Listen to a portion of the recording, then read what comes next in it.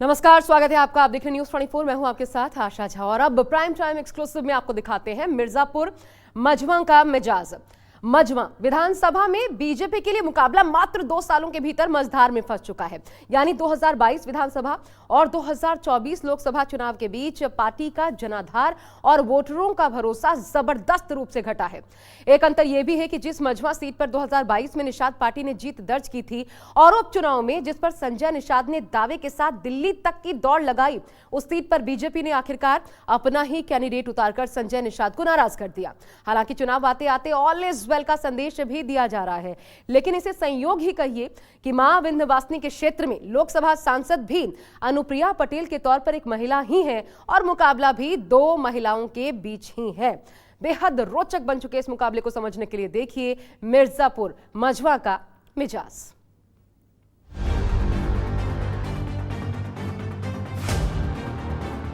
मुझे आशा और उम्मीद और पूरा भरोसा है मझवा की जनता पे कि इस कमल निशान पे वो जीत की मुहर लगाएंगे।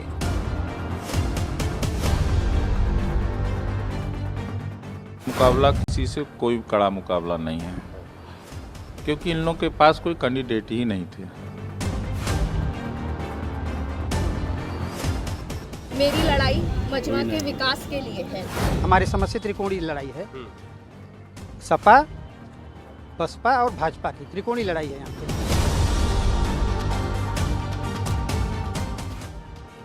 लोकसभा चुनाव के नतीजों ने उत्तर प्रदेश में होने वाले उपचुनाव का सियासी तनाव बढ़ा दिया है। जहां दिखे सपाई वहां बिटिया घबराई। ये तो समाजवादी पार्टी की पहचान बन चुकी है। हर गुंडा, हर दंगाई, हर पेशेवर अपराधी, हर माफिया आज इनका शागिर्द बन चुका है और पहले से इनकी पहचान रही है। 9 उपचुनाव जहां हो रहे हैं, भारतीय जनता पार्टी सरकार के अधिकारियों को आगे करके चुनाव लड़ रही है। बीएलओ, चुनाव से संबंधित अधिकारी, जिला अधिकारी,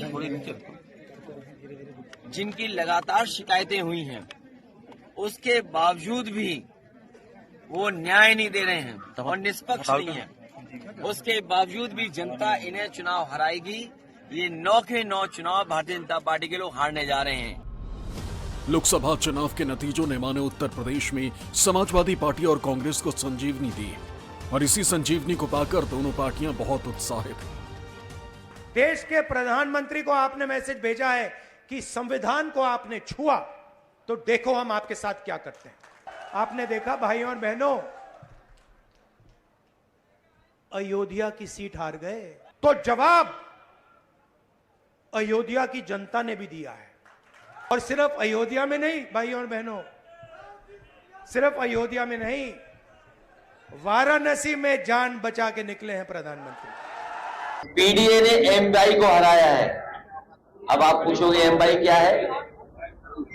दिल्ली वाले और लखनऊ वालों को हराया है पीडीए ने मोदी योगी दोनों को हराया है, इसलिए एमवाई से घबराए हुए हैं और पीडीए से घबराए हुए हैं। 9 सीटों पर उपचुनाव में मानो बीजेपी और समाजवादी पार्टी के बीच आर पार की जंग छिड़ गई। मुख्यमंत्री योगी आदित्यनाथ अगर अपनी पूरी ताकत झोंक रहे हैं तो वैसे ही अखिलेश यादव पूरा जोर लगा रहे हैं। मानो कोई युद्ध स्तर की कोई लड़ाई दोनों पार्टियों के बीच में छिड़ी, क्योंकि कहा यही जा रहा है कि यहीं से 27 का मुकद्दर तय होगा।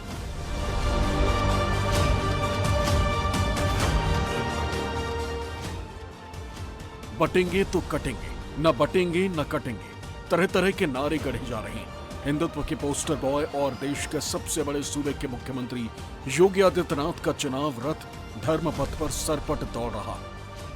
और आज अगर बजरंग बली की हनुमान चालीसा का पाठ हम कर रहे हैं, रामनवमी की कोई शोभा यात्रा निकाल रहे हैं, उसको प्रतिबंधित किया जाता है, उसको रोका जाता है। किन कारणों से? और जिन्हें बजरंग बली पसंद नहीं है, उन्हें जो पसंद है वहां जाएं। भारत के अंदर कौन ऐसा भारतीय होगा जो राम को न मानता हो, जो बजरंग बली को न मानता हो?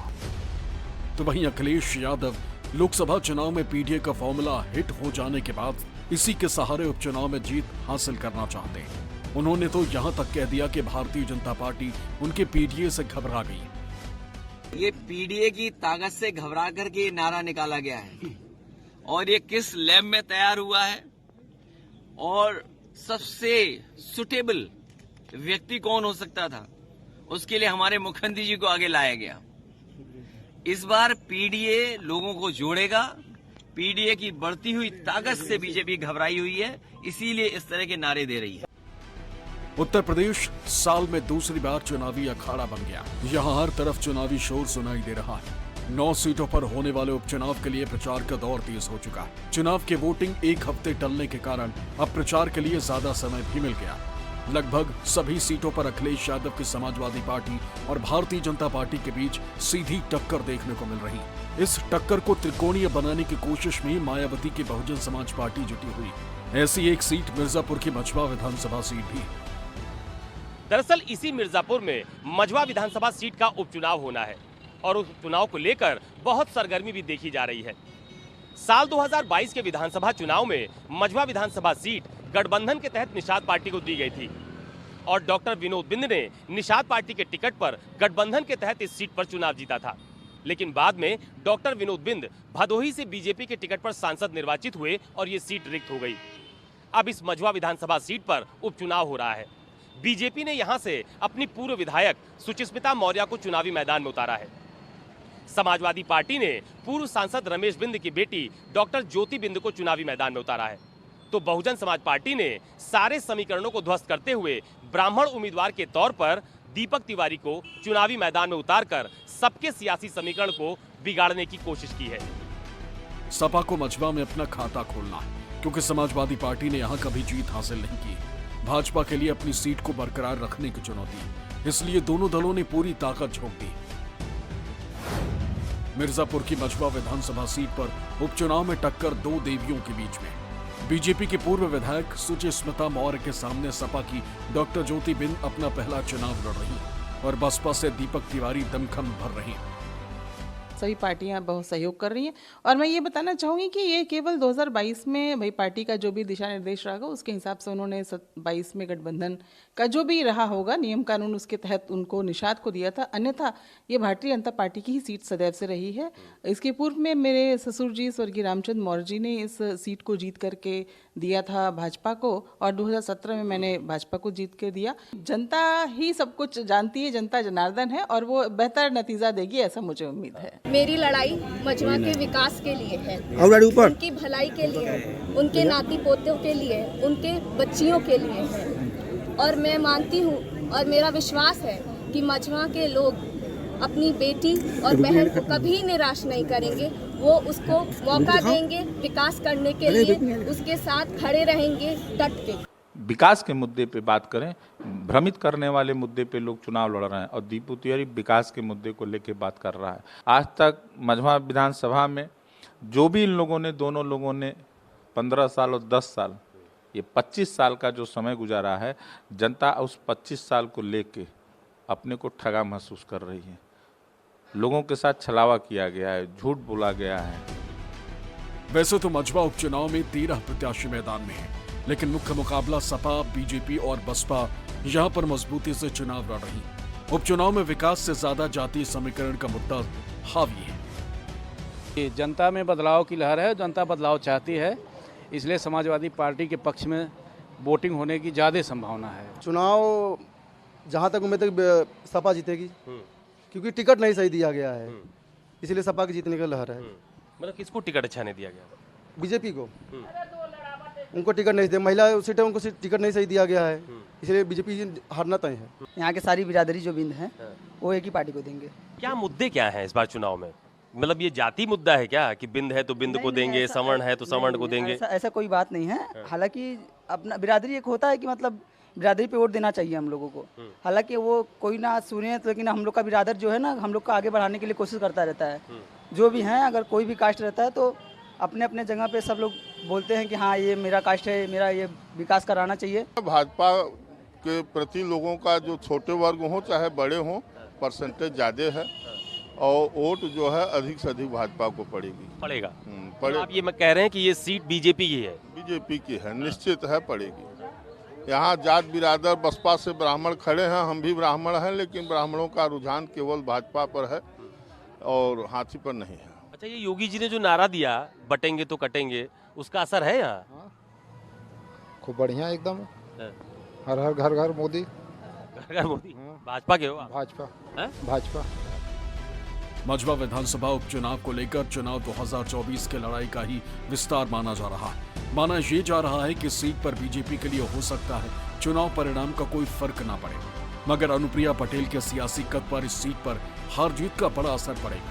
मझवा विधानसभा उपचुनाव में बीजेपी की भारी जीत देश और प्रदेश की राजनीति में अपना दल अनुप्रिया पटेल का कद बढ़ाएगी। हमारी पार्टी अपना दल निरंतर पिछड़े, दलित, वंचित सभी समाज के हक अधिकार की बात करती है। पीडीए का नारा जो इंडिया ब्लॉक की तरफ से दिया जा रहा है या समाजवादी पार्टी की तरफ से दिया जा रहा है, उस पर मैं स्पष्ट रूप से कहना चाहती हूँ कि हमारे पीडीए इंडिया ब्लॉक के जो साथी हैं वो ना पिछड़ा, ना दलित, ना अल्पसंख्यक, ना कमजोर किसी के बारे में जरा भी चिंता करते हैं। हालांकि ये बात भी साफ है कि सपा को कभी मझवा में सफलता नहीं मिली, लेकिन इस बार बसपा के टिकट पर यहां से 3 बार विधायक और भाजपा से भदोही के सांसद रहे रमेश बिंद की बेटी डॉक्टर ज्योति को प्रत्याशी बनाकर पूरे दमखम से चुनाव लड़ने का दावा कर रही है। जनता का एक वैचारिक आंदोलन चला है संविधान को बचाने के लिए, लोकतंत्र को बचाने के लिए। ये अयोध्या में कुछ नहीं कर सके, ये चाहे जितनी टीम अपनी कैबिनेट मंत्रियों को लगा दें, ये खुद मैदान छोड़ करके, अखाड़ा छोड़ करके भाग गए हैं। ये चुनाव लड़ने की हैसियत में नहीं है। आप मिल्कीपुर का उदाहरण ले लें कि जो मिल्कीपुर के चुनाव मैदान से भाग कर चला जाए तो निश्चित रूप से सभी उत्तर प्रदेश की विधानसभाओं से हार चुका है। चुनाव हो रहा है, अच्छे ढंग से चुनाव हो रहा है, लेकिन आज देख रहे हैं जो क्षेत्र की स्थिति है और प्रदेश की स्थिति है, देश की स्थिति है। आज जनता ने परिवर्तन का फैसला बनाया है, परिवर्तन करेगा। 2024 के लोकसभा चुनाव में मिर्जापुर से सपा प्रत्याशी रहे रमेश बिंद भले ही हार गए, लेकिन उन्होंने अपना दल एस प्रमुख अनुप्रिया पटेल को जोरदार टक्कर दी। भाजपा अपने विकास कार्यों के बदौलत कामयाबी हासिल करने का दावा कर रही है। उसके पास अपना दल एस और निषाद पार्टी का साथ भी। ऐसे में जीत उसी को मिलेगी जो यहां से समीकरण को सटीक बिठा पाएगा। तो जीत समीकरणों की होगी, तो मझवा का जातीय समीकरण क्या कहता है, आइए आपको दिखा देते हैं। देखिए, कुल मिलाकर के मतदाताओं की अगर बात की जाए, शुरुआत इसी से, तो यहाँ पर मतदाताओं की तादाद है 3,85,000। इसमें बिंद आबादी जो है 70,000 है। इसके बाद आते हैं दलित 62,000 की आबादी के साथ। मझवा में ब्राह्मणों की आबादी भी बिंद समुदाय की तरह ही 70,000 है, जबकि मौर्य 30,000, अल्पसंख्यक मुस्लिम समुदाय की आबादी यहाँ पर 23,000 है। इसके बाद पाल बिरादरी आती है 22,000 की आबादी के साथ। फिर राजपूत और पटेल जिनकी आबादी 16,000 और 14,000 है क्रमशः। और इस लिहाज से मझवा में ब्राह्मण, बिंद और दलित हार जीत में अहम भूमिका निभाते हैं। हालांकि गठबंधन में निषाद पार्टी ने इस सीट पर दावा किया था, इसे बीजेपी ने अनसुना कर दिया, जिसके बाद नाराजगी में संजय निषाद का बयान भी आया था कि अगर निषाद पार्टी के सिंबल पर कैंडिडेट नहीं उतारा तो निषाद समाज उदासीन होगा और इसका गठबंधन को नुकसान संभव है। लेकिन बाद में माने। अब यह दिखावे के लिए माने या वाकई नाराजगी दूर हुई है, चुनाव में पता चलेगा। अब मझवा विधानसभा सीट का चुनावी बैकग्राउंड भी हम आपको दिखा देते हैं। देखिए क्या कहता है 2022-2024 के हिसाब से। 2022 में दरअसल ये सीट एनडीए में निषाद पार्टी को मिली थी और निषाद पार्टी के कैंडिडेट थे डॉक्टर विनोद बिंद। उनको 33,587 मतों से यहां जीत मिली थी। लेकिन लोकसभा चुनाव में इस 24 में विनोद बिंद ने भदोही से पर्चा भरा बीजेपी के कैंडिडेट के तौर पर और बिंद के सांसद बनने के बाद इस सीट पर अब उपचुनाव हो रहा है। हालांकि जिस मिर्जापुर लोकसभा के अंतर्गत मझवा विधानसभा सीट आती है, वहां से 2024 लोकसभा चुनाव की बात करें तो अपना दल की अनुप्रिया पटेल को मझवा सीट पर ही मात्र 1762 मतों की बढ़त मिल पाई थी। इसके मायने ये हुए कि 22 से 24 आते आते यानी 2 सालों के भीतर एनडीए की 33,000 मतों की जो बढ़त थी वो सिमट करके 2,000 से भी कम पर रह गई। और बिंद समुदाय के वर्चस्व को देखते हुए पीडीए के तहत ही समाजवादी पार्टी ने भी मझवा से ज्योति बिंद को चुनावी मैदान में उतारा है। यानी मझवा की फाइट फंसी हुई नजर आ रही है। इसलिए एक तरफ समाजवादी पार्टी के जितनी जाति, उस जाति के नेता पूरे विधानसभा में डटे हैं, क्योंकि असल में इस विधानसभा क्षेत्र में ब्राह्मण, बिंद और दलित की संख्या अधिक है। सपा बिंद के साथ अपने MY फॉर्मूले के सहारे अन्य पिछड़ी जातियों के साथ दलित वोट में सेंध ही उसकी नैया पार लगा सकती है। वहीं भाजपा को ब्राह्मण और अन्य अगड़ी जातियों के साथ मौर्य और दलित वोट की आवश्यकता, लिहाजा इसी समीकरण को देखते हुए यहाँ पर दोनों पार्टियों ने पूरा जोर लगा दिया है। यही वजह है कि भाजपा की ओर से 1 दर्जन से ज्यादा मंत्री और विधायक अपनी अपनी जाति को साधने के लिए घर घर जा रहे हैं। हम लोग उत्तर प्रदेश की 9 सीटों पर पूरी ताकत के साथ हैं और देखिए जनता भी जानती है कि विपक्ष को जिताएंगे तो चिल्लाना, रोएगा रोना कि हमारी सरकारें नहीं है तो हम का विकास करें।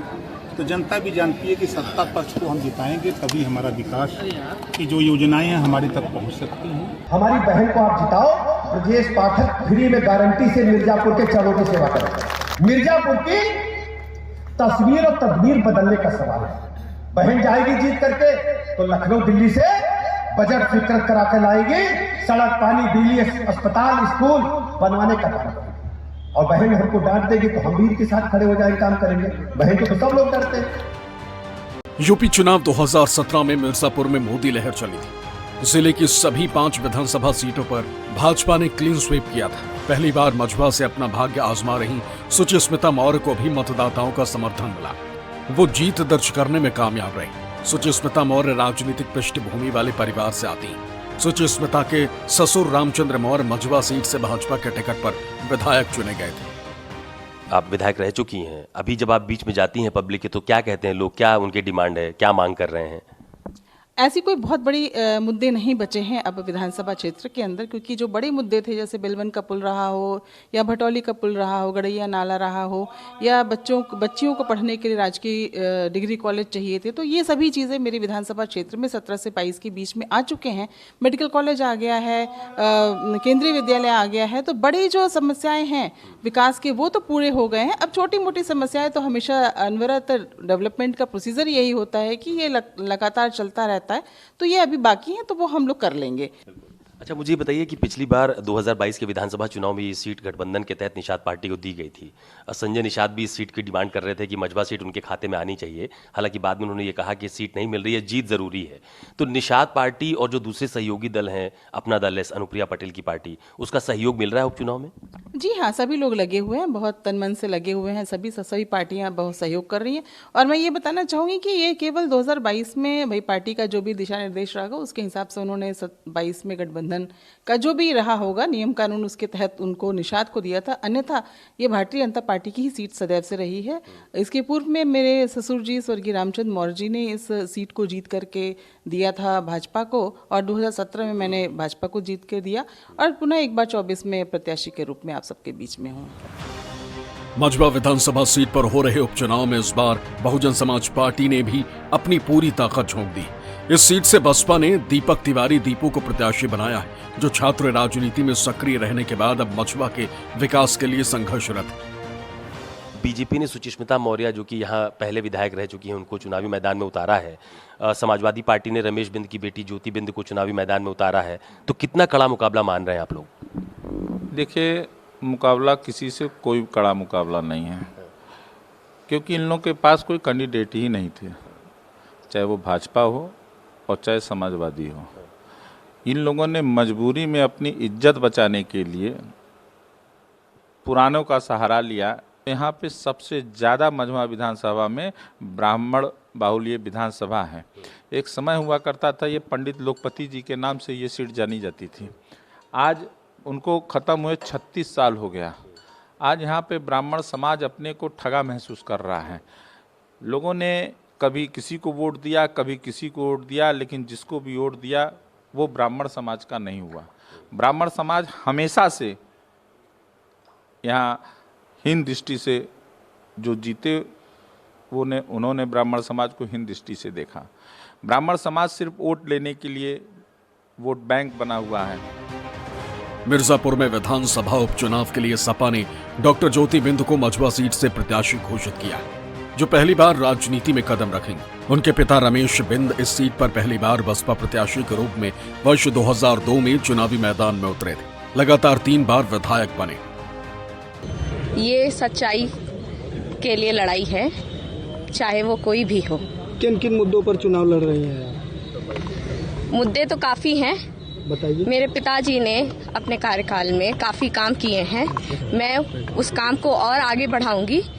फिलहाल सड़कें, पानी, बिजली और साथ ही शिक्षा, स्वास्थ्य सेवाएं और जीवन शैली, अच्छी जीवन शैली देनी चाहिए सबको। फिलहाल लड़ाई जो वर्तमान समय में दिखाई दे रहा है बीएसपी से है। जो क्षेत्र की स्थिति है और प्रदेश की स्थिति है, देश की स्थिति है, आज जनता ने परिवर्तन का फैसला बनाया है, परिवर्तन करेगा। छोटी छोटी पहाड़ियों और उन पहाड़ियों पर बहते झरने, ये नजारा है मझवा क्षेत्र का, जहां आजकल चुनावी सरगर्मी बढ़ी हुई। ये वो क्षेत्र है जहां कभी कांग्रेस का वर्चस्व था, फिर बीएसपी का और अब बीजेपी का। निष्पक्ष मतलब न्यूज़ 24।